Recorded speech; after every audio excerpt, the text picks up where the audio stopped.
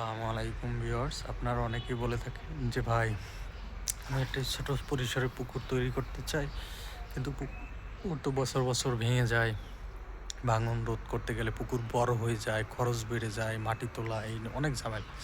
তাদেরকে বলবো ভাই, আপনার যদি জায়গা স্বল্পতা থাকে, আপনার যদি একটু সামর্থ্য থাকে, তাহলে আপনি এরকম পাকা পদ্ধতিতে পুকুর তৈরি করুন।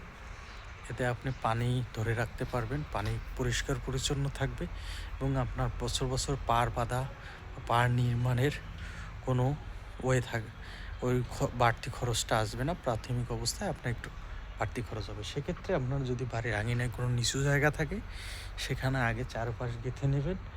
তারপরে মাঝের কিছু মাটি উঠে চারপাশ গেঁথে নিয়ে তারপরে বাইর সাইডে ভিতরের মাটিটা ফেলে ভিতরটা একটু গভীর করে নেবেন। তারপরে পরবর্তীতে গাঁথা কমপ্লিট হলে পর্যাপ্ত কিউরিং করে আপনি চারপাশে অতিরিক্ত কোথা থেকে মাটি এনে এরকম সমান লেভেল করে দেবেন। আপনি এই চাষে এই পদ্ধতিতে পুকুরে মাছ চাষ করলে আপনার মাছ বন্যায় হারিয়ে যাওয়ার কোনো সম্ভাবনা থাকবে না।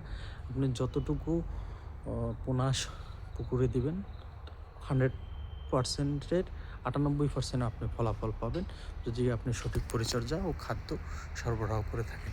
এই পদ্ধতিতে আপনার কোনো রিস্ক নেই, আপনার পুকুরে পানি পরিষ্কার থাকবে। আপনি এই পুকুরটিকে চাইলে সুইমিং পুল হিসাবেও ব্যবহার করতে পারবেন।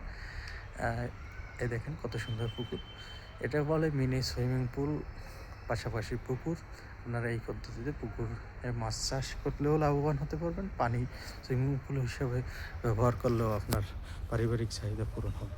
তো যাদের এরকম সামর্থ্য আছে তারা এই পাকা পদ্ধতিতে পুকুর তৈরি করে মাছ চাষ এবং অন্যান্য করতে পারেন। ধন্যবাদ সবাইকে।